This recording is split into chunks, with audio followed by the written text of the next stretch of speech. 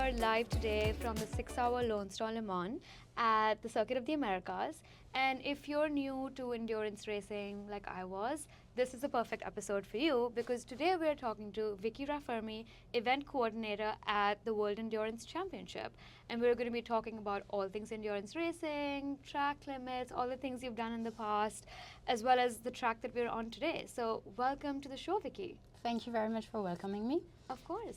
How are you? I'm good. Happy to be here. I hope that you will enjoy that small podcast and that you will learn something to follow a bit more endurance racing with us. I have no doubt that we're all going to learn a lot. I think every episode that I've ever done, I've always taken something away from it, even if it's a sport that I'm familiar with. But endurance racing is something I don't think a lot of people understand.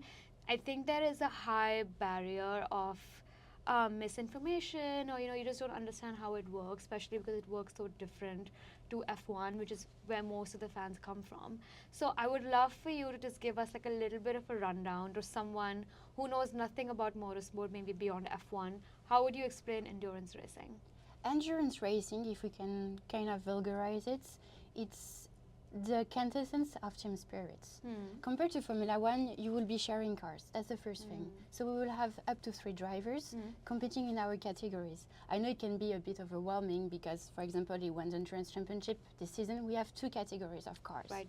So we have the hypercar category, which is prototype racing, and we have LMGT3, which is GT car racing. That basically comes from road series models, but are be pumped up to be proper racing cars. So that's the first thing you need to know. Then you mix up 3 drivers. So in hypercar, there is no really limitation. You can put professional drivers to take the most performance you can get. In LMGT3, it's a bit different because we will have different level of performance compared to the drivers you have, putting them all together. That's the first thing you need to understand. But I think that endurance racing goes beyond this because looking at the format of the racing, like you can have 6-hour race, you can have 24-hour race. So there is a huge element of fate, in a positive way, I mean, but that can encounter because strategy will be different. For example, you're not only doing 70 laps. Okay, there is that element of time that will add other satellite environments. And you're not only relying on the performance of one driver, but the 3 of them. So you need to make sure that the level of performance is compatible. And that everyone can do good performances, everyone can do bad performances. And that's the quintessence, and all these elements coming together with strategy, weather condition, tire management, that will create what's happening during endurance race. Yeah, that's really interesting. I never thought about the compatibility of the performance for each of the drivers because you want to make sure you're playing to each other's strengths, but they all also have to perform obviously all the time at their 100% to make sure that you're reaching the win. I also think it's interesting that like in F1, for example, every race is about 2 to 3 hours. But in endurance racing, some are 24 hours, some are 8, some are 6. So you have to really strategize a little bit more critically, and that can change from race to race. Of course, it can. You have, as I said, a lot of aspects of endurance racing. And in terms of performance, I think that it's the matter of the team that trying to combine the qualities of each drivers. You will have some that will be very consistent, you will some that will be faster than the other. It's just a matter of reunited people together. Like as organizer, we're doing this for the fans, trying to give a good venue to have a huge spectacle, and the teams have a different work with that to create a synergy within their teams. And for example, like we think about performance, but you have as well physical compatibility. For example, if you have different drivers with different height, it's different because they will get into the same seats. That's so interesting, So you need to think about all that, and they will all have their trick to either compensate or to find the best tweak. But that's very interesting. Yeah, it's very fascinating. There's so many things that you have to think of that you don't have to think of in other series. That's really interesting. Now, I also want to get a little bit more into how you ended up at WEC, because I know you were at GT racing before, and I know there's some synergies and some parallels and some overlap there, but I would love to understand a little bit more about how you got into motorsport, how you ended up at GT, and now you're at WEC, and how, what's been your path so far? All right. The first race I attended was 24 Hours of Spa, which was your first ever? Yeah, my first ever. So actually, I think that's from the first insight I've got from motorsports was endurance racing. And I remember the feeling I've got when I see 70 cars. It was GT car at the time because we didn't have with SRO different categories. Like having that feeling of seeing them going 70 cars, like down at Eau Rouge for twice around the clock. Yeah. That was just mind blowing. Wow. That's incredible. You could feel the roar. You could see like the tension. The spectator all of a sudden stopped talking. Like you had that type of silence, and everyone was just. It was raining, so on top of it, you have like the critical aspect of cars being on slick. What would happen at first turn, and so on and so forth. And just that tension and emotion just make me want to have more, see more. Yeah. So obviously, I was there to help SRO in the media center actually because that's where I started in my motorsports career. So I was a media girl. Yeah, yeah. Working in the media center, like managing accreditation, tabard, and so on and so forth. And then I walk up the way through my journey at SRO, and thanks to the management I had by the time and the trust they put in me, they made me like develop my skills and go into more like a sporting and even sports. When I finished my career at SRO, I was working for the GT4 France Championship. So it was very interesting because I could see a lot of aspects of motor racing and organization, like media, TV distribution, competitors relation, which was very interesting. And then WEC, an offer came out, and for me it was like, I was a young girl having seen SRO and a world championship at like its golden era. That was the beginning of what we know now, the convergence with IMSA, LMDH category. That for me was a good opportunity, and traveling the world, see new people, new culture. That's what made me go for it. I love that. That's so exciting. I love that you worked across different series now, obviously, but 24 hours of Spa being your first ever race, that's incredible. I've never been to a 24-hour race before. This is my first endurance race. You will see 6 hours is something, but 24, that's incredible. It is just different. Like, I can't even watch it on TV for 24 hours. Like, you know, I'm going to go to sleep at one point. So the whole idea that goes on, that entire the competition is going on for 24 hours, even thinking about it and absorbing it mentally is like, oh my God, and you're just thinking about 24 hours, but you need to think that for like team members, drivers, and so on and so forth, they want to arrive at the green flag at the track. So it's very demanding for them. Like they will have the final preparation just before the start of the race to be able to make the small adjustments and make sure. So actually, it's like a 45-hour race, you know? No, you're right.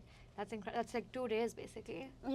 But adrenaline plays a huge part of this. So no, that's fair. I mean, I get that. I mean, I couldn't even think of doing what drivers and everybody who works in this industry does, because there is that excitement, that thrill, but there's also a lot of consistency, and it's not like a 9-to-5 life. It's very different, and you have to really adapt yourself to it. And I think that's incredible. I think that's passion that is driving all of us. Yeah, which is great. The best way to live. So today we are here at COTA. I know that WEC is back here after 4 years. COTA is one that's it's a personal favorite of mine. It's my first ever track that I actually did some work with females in motorsport. So my first ever race was Miami, but COTA is just, it is what it is. The passion here, the excitement here, the fans here, the entire environment is just amazing. But WEC is here after 4 years now. What in your mind, what does this track bring to WEC, and what are you most excited about coming back to, for WEC to come back to COTA?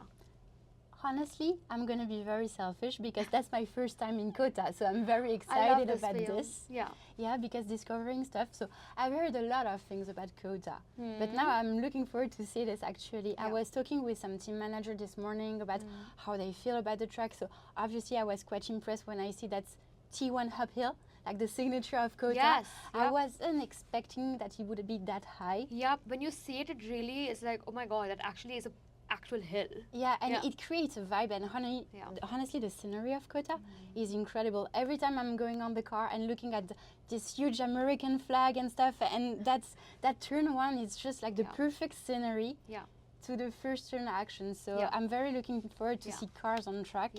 And I think it's very challenging because that's not the only hill that we have. So it's all like a roller coaster. That's gonna be interesting, and for me COTA is a challenge, as like people working on the circuit since when we arrive, is the heat.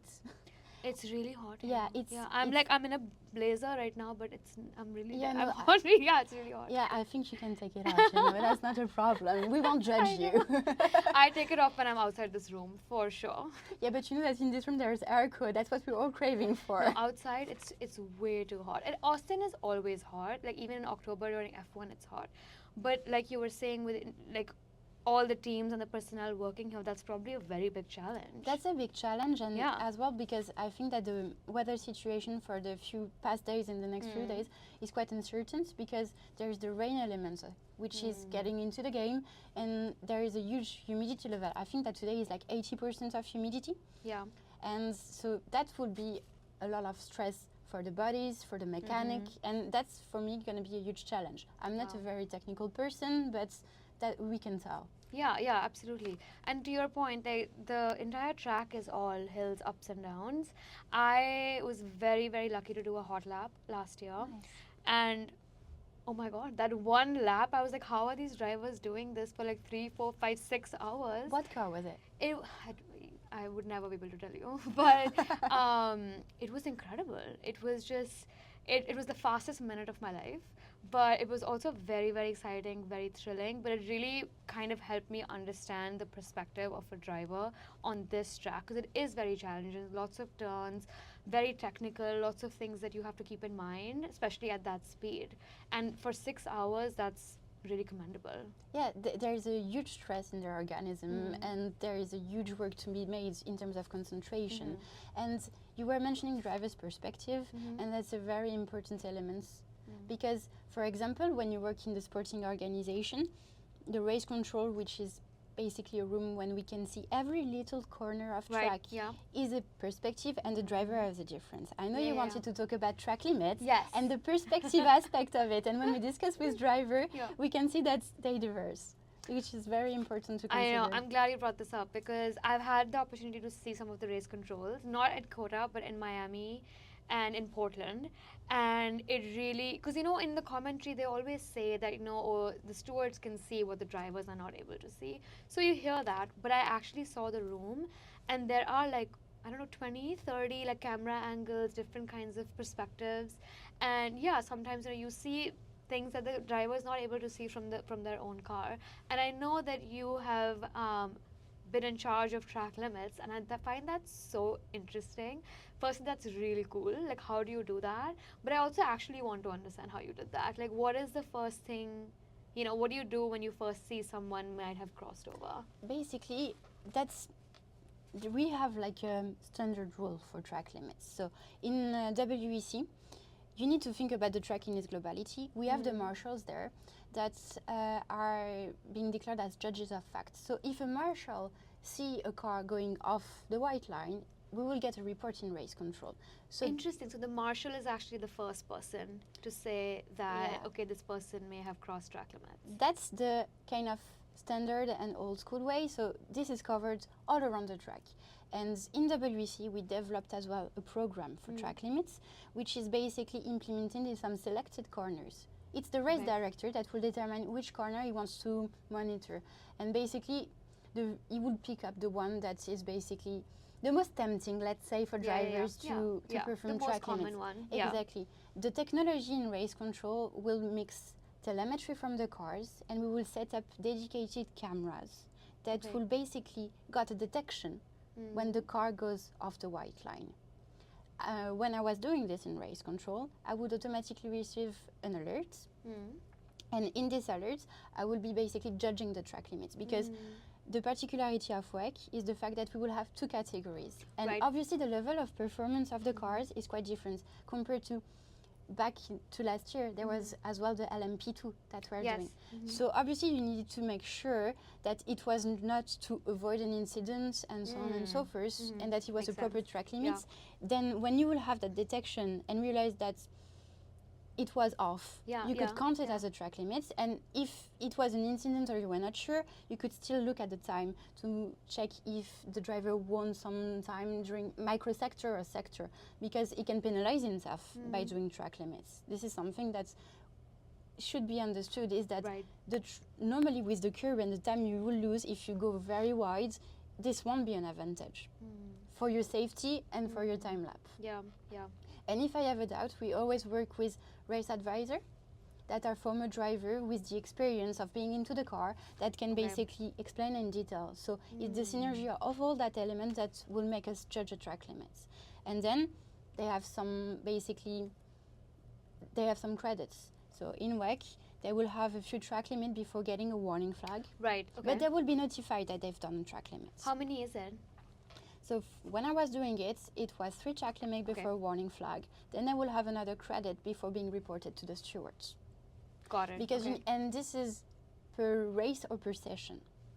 Yeah, So right. you need to imagine that a credit of 5 track limit before being penalized for a 6-hour race. Yeah. It's not that much because we've been talking about it. Concentration, other external factors that can go very quickly. Yeah, because I think in F1 also it's 3 or 4, and that's a much shorter race.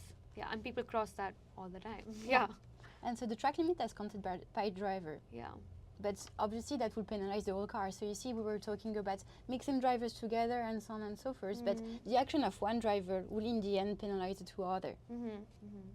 Even if they have their own counts, right, that will change your whole race. Yeah, yeah.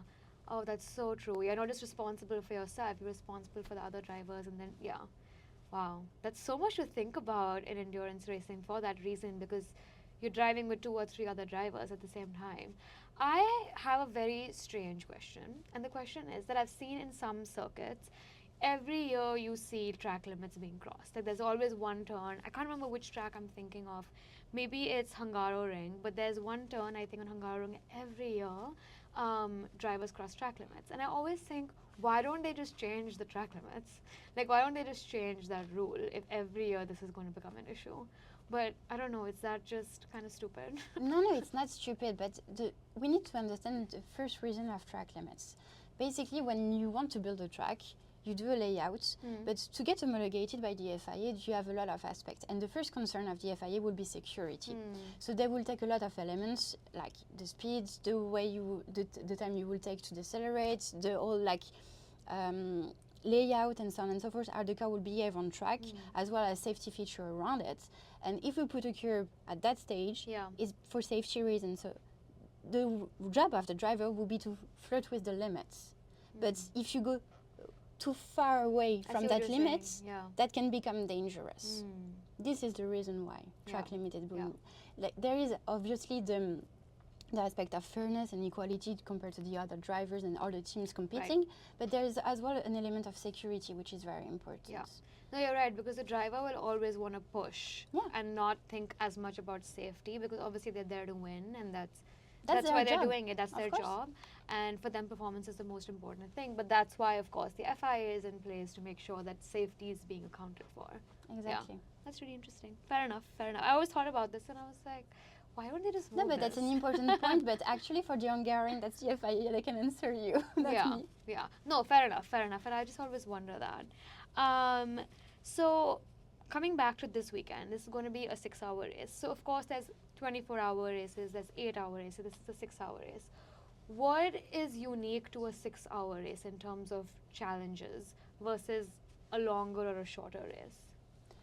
Honestly, the challenge, when you've done 24-hour race, a 6-hour race looks like a sprint race. Let's just be honest about it. Yeah, fair.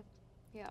That's this. But honestly, like, it's just the longer the race is, the more complication can happen. Right. Because mechanic is stressed and so on and so forth. I don't think that there is a particular stress in terms of 6 hours compared to the other one. That's my perspective. But yeah, as I said, it will look like a sprint race. But in Kota, I think that the challenges will be like, coming back to a track we've not been for a few years, the temperature.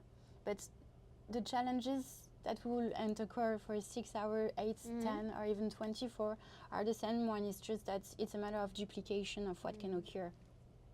From an event perspective, how do you manage something that's a 6-hour versus a 24-hour race? For me, the two aspects that will change drastically in terms of logistics is, for example, size. Because if your race lasts 6 hours and not 24, you will use less tires, you will use less fuel. So that's vice and versa Right. an element because of you will have more needs. And the milestone of a 6-hour race is like the entertainment. You need to make sure that the people that will come to that race will Yeah. be entertained for 6 hours. Right. So obviously drivers give us a huge playground on track, and then there is the work of all the teams to have the fans on active and propose a lot of activities to the people being welcome at WEC events. Yeah. And then for a 24-hour race, how do you keep people entertained for 24 hours? That's a challenge, but I Yeah. think we're doing quite great. I mean, I think you're there doing is great. concerts, slideshows, and so on. Yeah, yeah. I think And- you're definitely doing great because I saw a lot of people had gone to, on people who I follow on Instagram or wherever, to the 24 hours, and everyone said the same thing, that the energy is literally start to finish the same. There's never a dip, at least from a fan experience perspective. They're always happy to be there. There's never like a lull at all. And for 24 hours, that's an incredible challenge. Yeah, and you have that fact that Le Mans is Le Mans. Yeah. And yeah. There's a that's different passion and energy. yeah, and I mean that's an inheritance and a legacy that we have, and that race is something special, and it's good to bring that spirit around the world with the WEC events, Yeah, yeah. because we can see that fearful fan coming with us, and we have people that travel with us, fans, Yeah. that will do all the races. That's and incredible. Yeah, that's the Yeah. spirit of Le Mans that we're bringing here in Texas right now. Yeah, yeah. This is something I always think about, and this is a random thought, that I think every series should have like a season pass, which is a little tricky because obviously it's in like so many different countries. But I feel like the series should figure out a way to have a season pass, because if I mean, not that I could probably afford it, but if I could, I feel like I would love to do that for a year and just go season to season, go to like every race. But it will be a pleasure welcoming you all year Oh my god, round. I would love that. That would be so fun. I always think about that because I think to your point, especially for WEC, because every race is so different. Because every race is not, of course, the tracks are different, but the duration is different. So the experience you're going to have is going to be very, very different and will be absolutely worth the experience, in my opinion. Yeah, I think it will be worth it to investigate. Yeah, Definitely. yeah, to see like what the vibes are, how they change. Definitely. Yeah.